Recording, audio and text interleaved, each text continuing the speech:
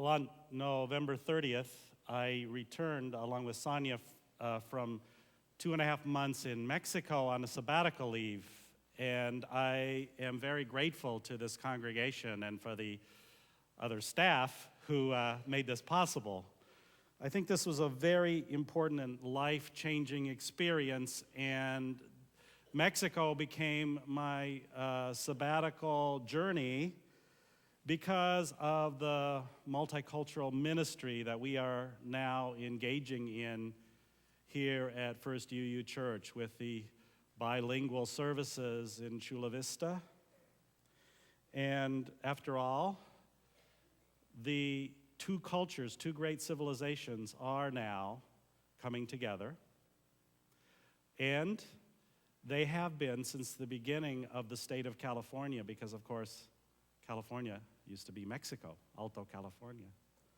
So one of the things I did before I left in the last sermon that I preached was I asked people to identify themselves if they had Mexican or Latino as part of their heritage. And I knew that there would be more people than most of us thought. But there were more people in this congregation who have a Latino heritage, or the Hispanic part of the Americas is part of their heritage, than even I thought. So I'd like to do that again, if you're willing. If being a Latino, Hispanic person is part of your heritage, would you raise your hand if you're willing?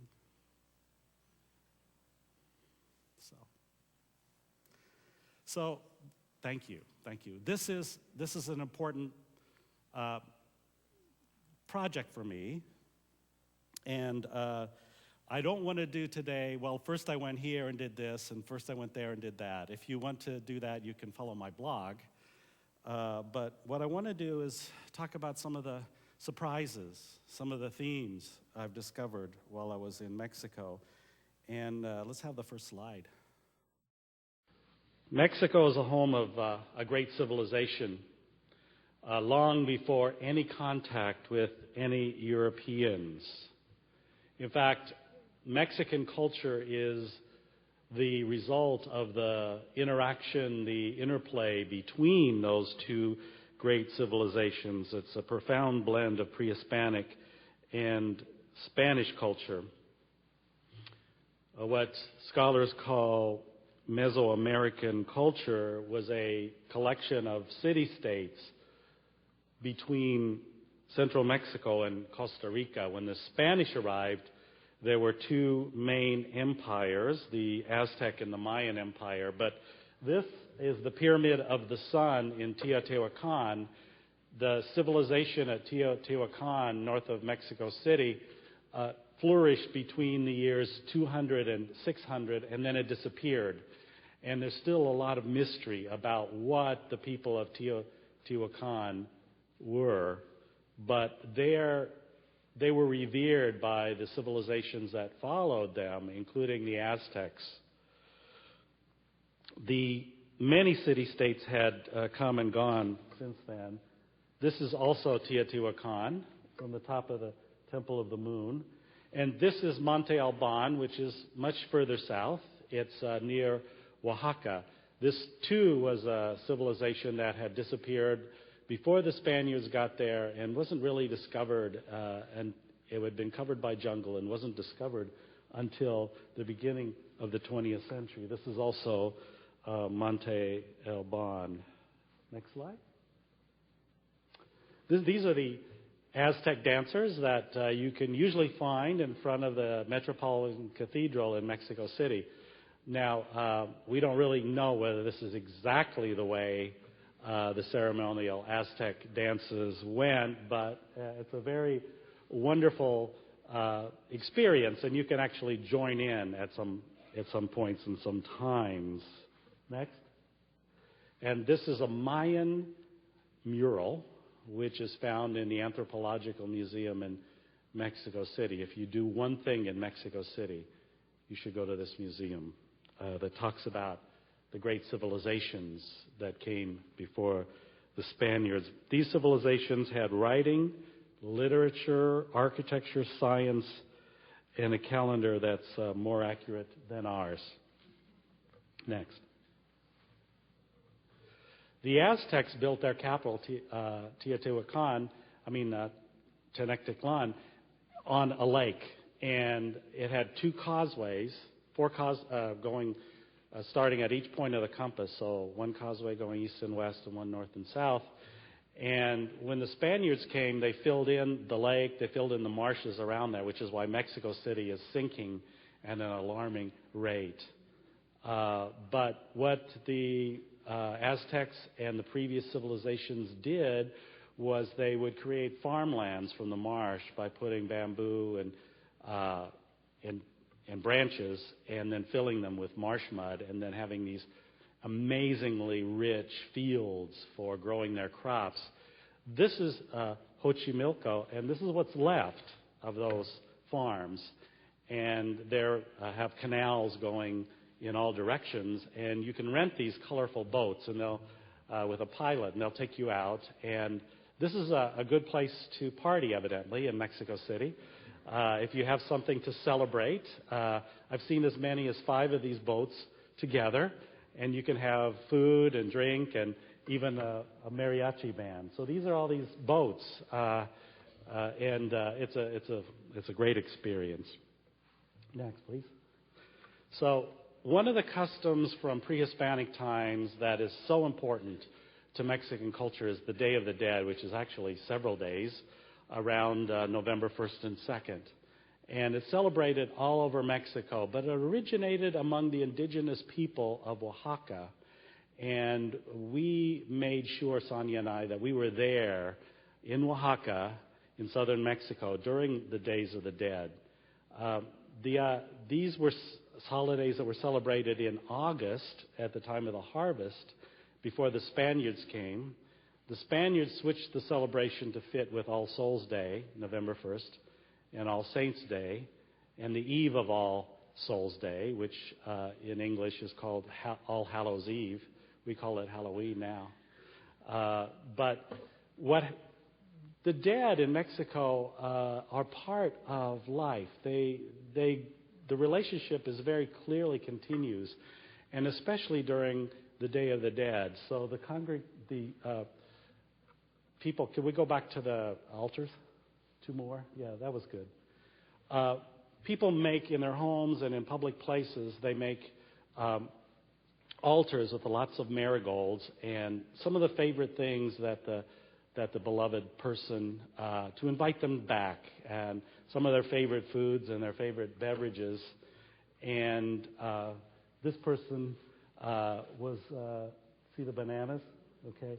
And he was, there's this picture, and he was big into the Lions Club, so that would attract him again. So next picture. And then at different points and times, depending on the town and the locale, people would, as families, visit the graves of the departed and invite them and also talk about them. This is in the Xochitlan, which is a village outside of Oaxaca, and there on this October 31st, people visit the graves on the night and have a vigil through the night. And it's pitch dark. Imagine that it's pitch dark, and the only light is from these candles where they have this decoration, these decorated graves with these beautiful flowers. Next, please. This lady was very happy to tell us all about her grandfather. Folks don't mind the tourists at all. They're very happy to share this custom and their celebration. Next, please. These are the graves there in that cemetery. Next. Next. In Oaxaca proper, the 2nd of November is when people go to the cemetery during the day to clean and to decorate the graves. The families are there, they're celebrating, and the musicians are also there, and they're ready to play and sing the favorite song, and thus bring people together. Next. Now, one of the things about Columbian civilization in Mexico is the healing arts. There was a very sophisticated healing arts in these civilized city-states, and they survive to this day among the indigenous people. And when I was doing a hike with some European guides, I found out that one of their things that they did was they arranged worldwide conferences in indigenous medicine, and I was just fascinated by this topic. And they said, well, right there in Oaxaca was a woman named Doña Queta who was world famous as a healer. And I said, well, I'd really like to meet this person. And they said, well, she's available for limpia, cleansing. And I had this experience with her. There she is. She's a Zapotec Indian, and she's been a midwife since she was 17. Her mother taught her, as her grandmother taught her mother, and a healer. And I didn't know at all what to expect. I just walked into this, and she asked me to take off all my clothes except my trousers, sit in a chair with my feet on some fragrant branches, and imagine a purple light going from the top of my head to my feet while she prayed fervently. I understood some of the prayers. She prayed to dear Creator God a lot, to Mother Earth a lot, a little bit to Jesus, but not much. And then I felt this cold liquid on my chest, and she had taken this fragrant water, was spitting it all over me.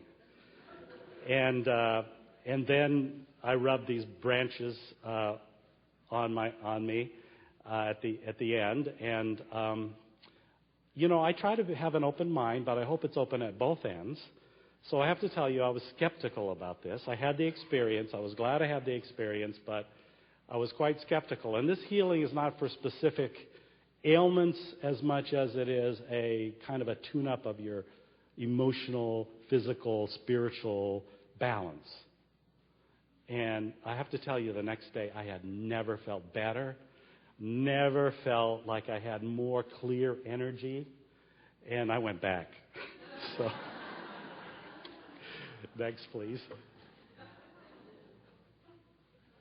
Mexicans are very proud of their history, and it was a particularly good year, 2010, to go to Mexico, because there were two very important celebrations.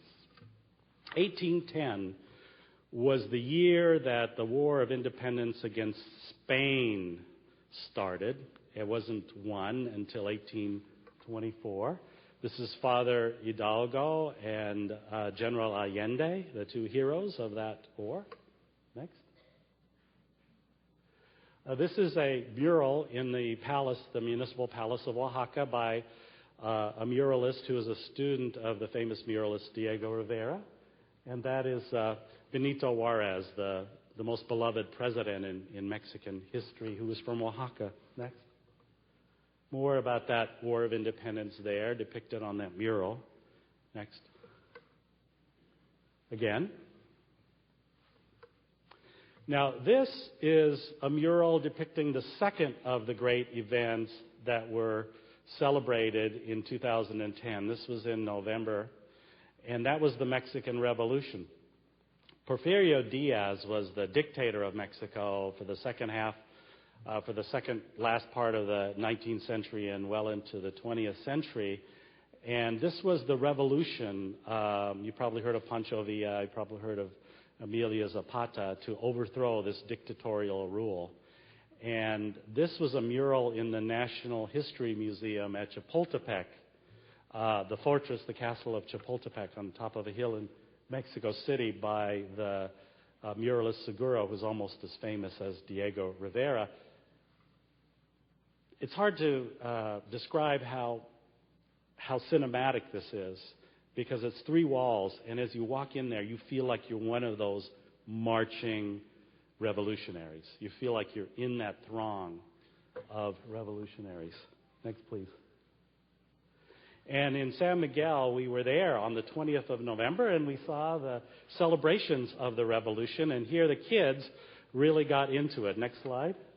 They really had a lot of fun dressing up as the revolutionaries with their bandoleras and the little rifles, and things like that. Now, something about our history that we share between the United States and Mexico is very important, and that is the Mexican-American War of 1846 to 1848. How many of you know much about that war? It was a very important war for our history and for Mexico's as well. In that war, there was a Unitarian connection. You shouldn't think that Vietnam was the first controversial war that America fought, that U.S. fought. The Mexican War is extremely controversial, and the Unitarians were, social reformers were among the most opposed to this war. Why? Because it was really a war about slavery. The southern states knew that the northern industrial states were growing in population by immigration, and they were gaining in economic power. And the southern states were worried, and they wanted more territory to expand into make slave states to kind of catch up with the north. And so they coveted these regions of the Southwest. And at the end of the Mexican-American War, more than half of the territory of Mexico, if you count Texas, went to the United States, including Colorado, Utah, New Mexico, Arizona, and California. These statues are about 6 cadets at Chapultepec at the military academy who, when General Santa Anna withdrew his forces from the fortress of Chapultepec, did not withdraw. They fought to the death. They're called the Eros Niños. These are teenagers. There were 6 of them who fought to the death. Next. I fell in love with Mexico, and for some of the reasons you've already heard. But this is the one is that Mexicans know how to celebrate life, in my experience. Now, it isn't as if Mexicans don't work hard. In fact, we found that out the hard way because we thought there would not be a rush hour on Saturday. And there was, because people work on Saturday. A Mexican acquaintance of ours said, if you want a free massage and steam bath, get on the subway in Mexico City during rush hour. And it's true. It was so crowded, I can't tell you. Amazing. But people know that work is not the point of life. And sometimes we think it is. And all our lives kind of revolve around work and productivity and achievement. And for Mexicans, family and friends are the first priority. And our teachers, go back please. These are some of my fellow students from all over the world and teachers. And it isn't as if our relationship stopped when class was over. We socialized all the time. We went to things together with our teachers. We got to know them. They got to know us. They were so proud of their city. And and friendships developed. Friendships developed very easily. And so whenever one of us students would leave and finish our time at the language school, there was a cause for a party. So this is one of the parties there. Next, please. Of course, food is really important, and Oaxaca particularly is known for its cuisine. It's 7 moles. I took a cooking class through this school, and this is Senora Serrano and my fellow student. And that's her kitchen, and those are all beautiful green pottery, which she preferred to cook to more modern cookware. And we learned how to make red mole, which I really prefer over the more famous black mole with the chocolate. This was chicken. Please go to the next. There it is. The chicken. But I don't like chicken that well, so we can also make it with pork or shrimp or white beans. And when we do our Dining for Dollars Oaxacan meal, it'll be shrimp. So this is great, wonderful food, part of the joy of life for Mexicans. Next. And, of course, there's a particular delicacy that Oaxaca has. It's not true of other parts of Mexico. They're called chapalines. You can get them in the marketplace for a snack, and that's how they come. And, you can get a little plastic bag of them or a bigger one. Or chapulines are grasshoppers, and they are deep fried and seasoned with lime, chilies, and salt. And so I had to try them. And they taste like those Doritos, those jalapeno lime Doritos. They really do. And so I was eating them, and I noticed, they had like more fiber than the Doritos. And I pulled a wing out of my mouth, and I thought, this is enough. I threw them away. And then me and my buddy went to a really fancy restaurant that specialized in true Oaxacan cuisine with the traditional ingredients, some of them pre-Columbian, and we did the tasting menu. 1 7-course tasting menu, 1 9-course tasting menu, and 3 of the courses had grasshoppers. So you could get grasshopper and pumpkin blossom pizza. That would be really authentic.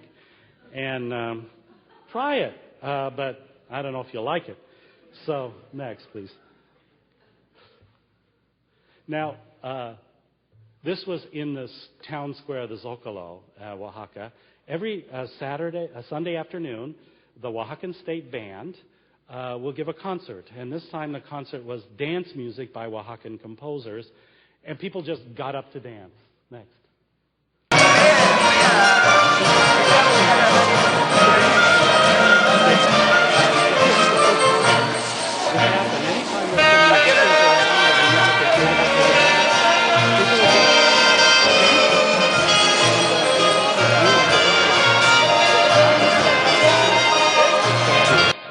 Go on to the next one, please.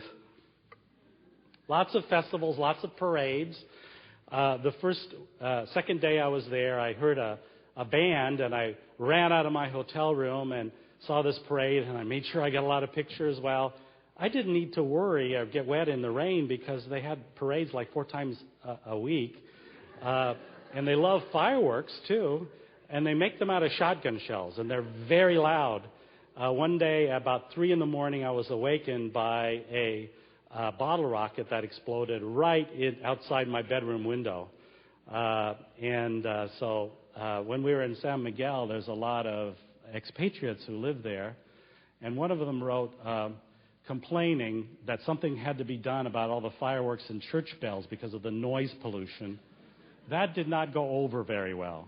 Most expatriates are very, very welcome in San Miguel, and relations are wonderful, but he wasn't welcome anymore. This is part of the culture, and I awakened to the church bells every day in Oaxaca at 6:30, calling people to Mass at Santo Domingo, and it was a great way to wake up. Next. Oh, please go back one. Yeah.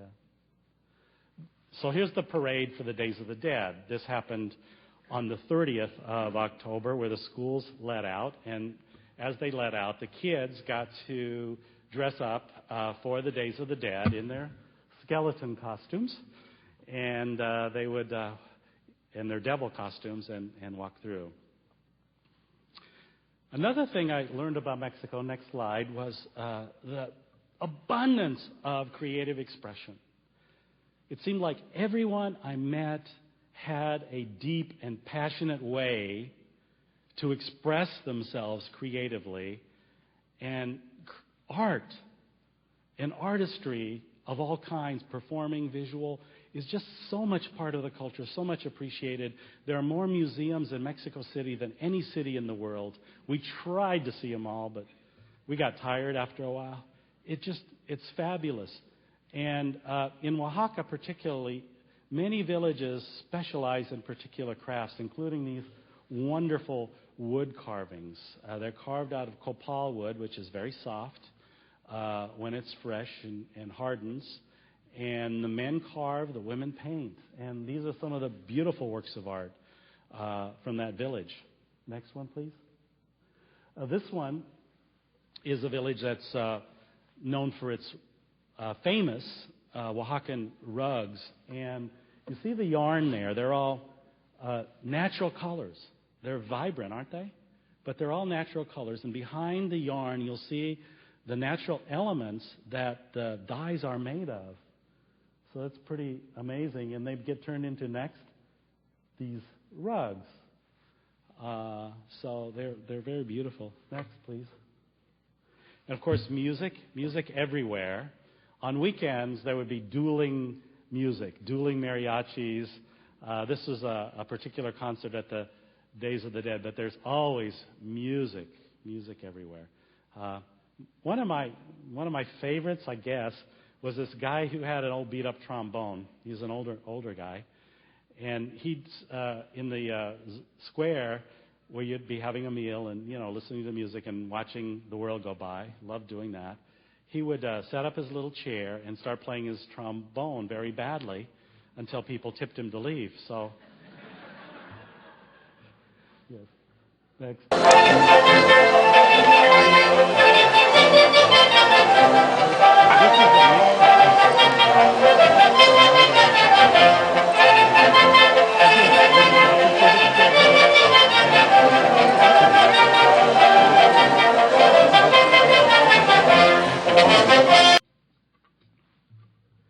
Now, before the Day of the Dead, there were artists, art galleries, and art schools had a competition to see who could come up with the best skull. And these were skulls that were big enough for people to go into. So they were painted or paper-mache inside and out. See the bride there, the skeleton bride? And next. And also, there was another competition to make what are called sand carpets, and they just disappear through the elements after the Days of the Dead are over, made out of sand, and different villages will make sand carpet, huge creations, as big as this chancel here. And it too is a competition, very artistic. Now, one of the things that surprised me the most was about Mexican Catholicism. Mexicans have a love-hate relationship with the Catholic Church. Now, of course, the indigenous people were converted to Christianity, and it wasn't that coercive everywhere, because you got to remember that the Mesoamerican gods demanded blood sacrifices and human hearts lifted out of living chests. So Mary and Jesus and their mild, lovingness was kind of welcomed by many indigenous people. In fact, the Virgin of Guadalupe is actually the Aztec sun goddess, by the way, who appeared to Juan Diego, a Mexican, an Indian, and she's a symbol of Mexico now. But there were also worries about insurrection. So this is an old monastery. This is a 16th century monastery, and that's an outdoor Indian chapel, they called it. Only Spaniards were allowed inside. Indians were asked to go to these outdoor chapels because they were worried that there would be an insurrection and that they would kill the priests and the Spaniards. So this is kind of an example of that early relationship between the indigenous people and the Catholic Church. Next. This is the beautiful church of Santo Domingo in Oaxaca. Next.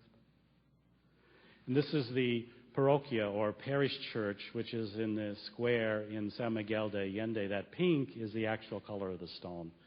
It's really beautiful. This is a neo-Gothic church that was built in the late 1800s.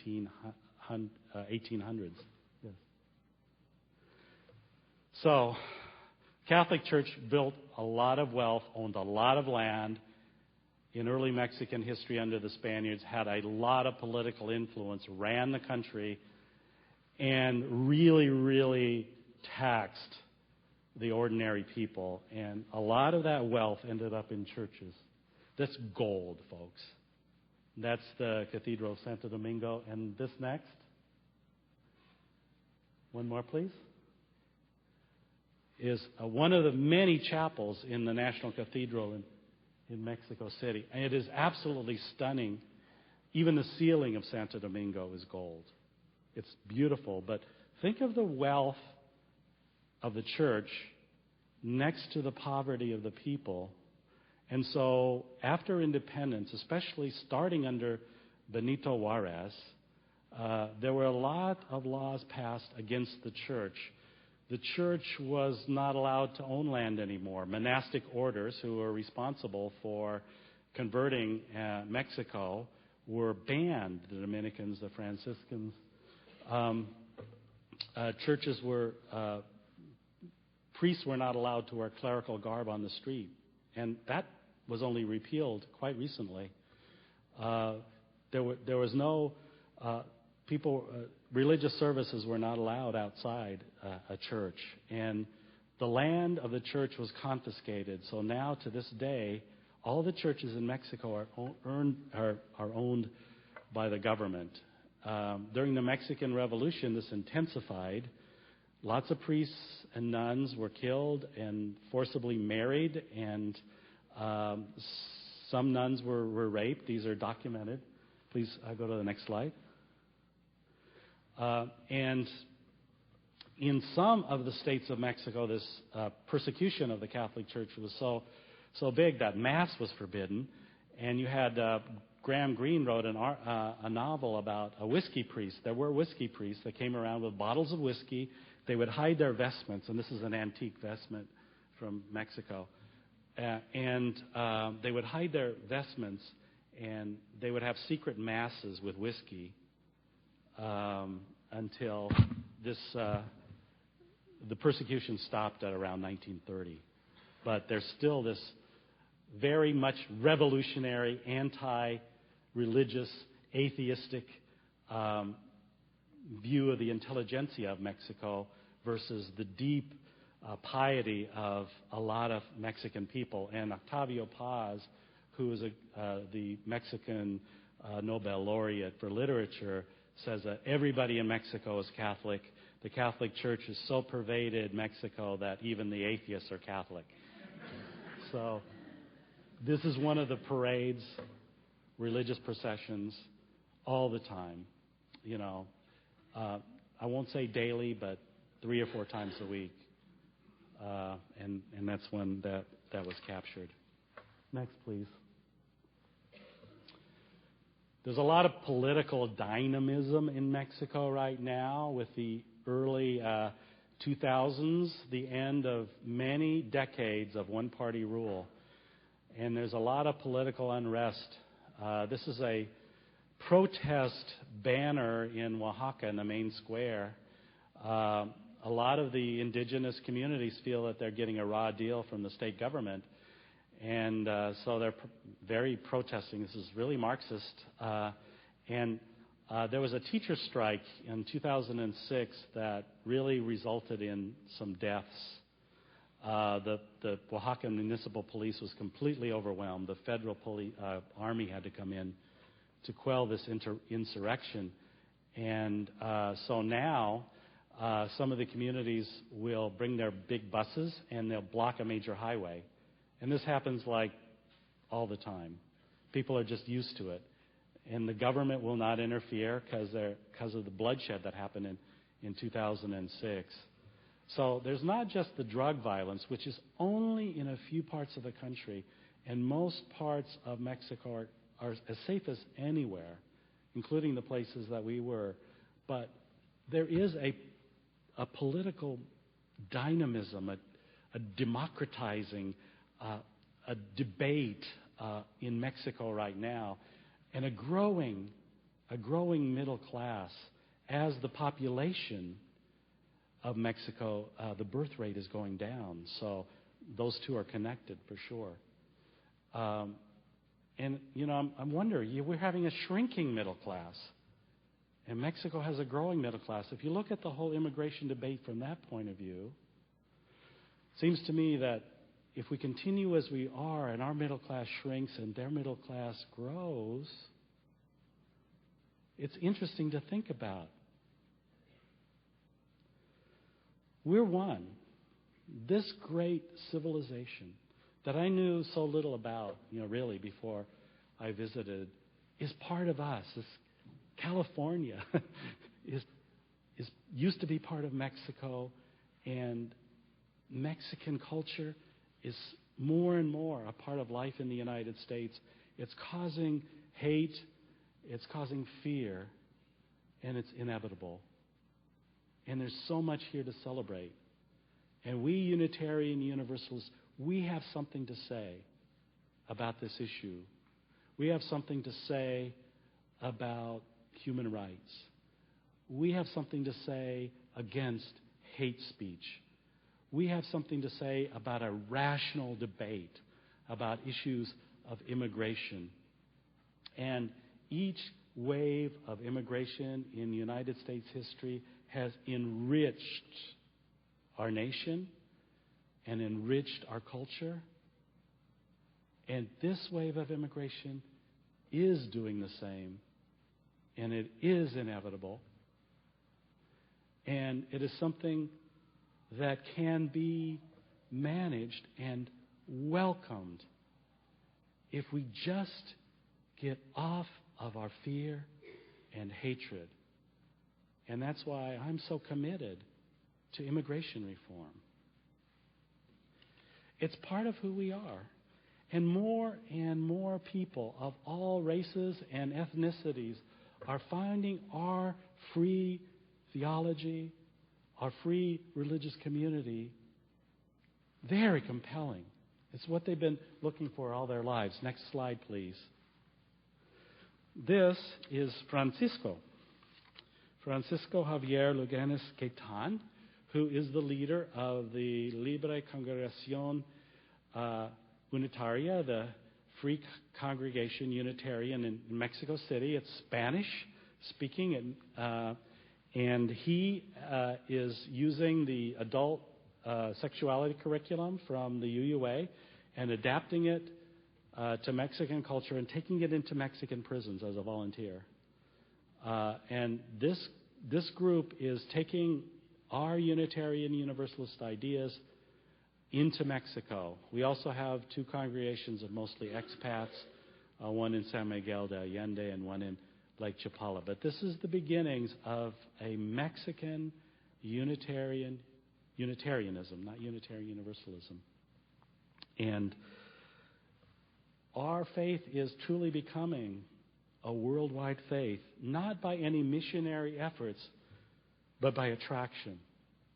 By people hearing about and reading about Unitarian or Unitarian Universalism and saying, this is for us too. In the Philippines, in Sri Lanka, in India, in several countries in Africa, we're growing. We're growing as a movement.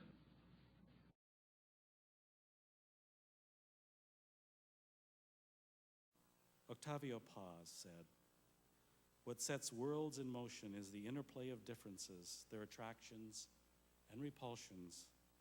Life is plurality. Death is uniformity. By suppressing differences and peculiarities, by eliminating different civilizations and cultures, progress weakens life and favors death. The ideal of a single civilization for everyone, implicit in the cult of progress and technique, impoverishes and mutilates us. Every view of the world that becomes extinct, every culture that disappears, diminishes a possibility of life." Amen.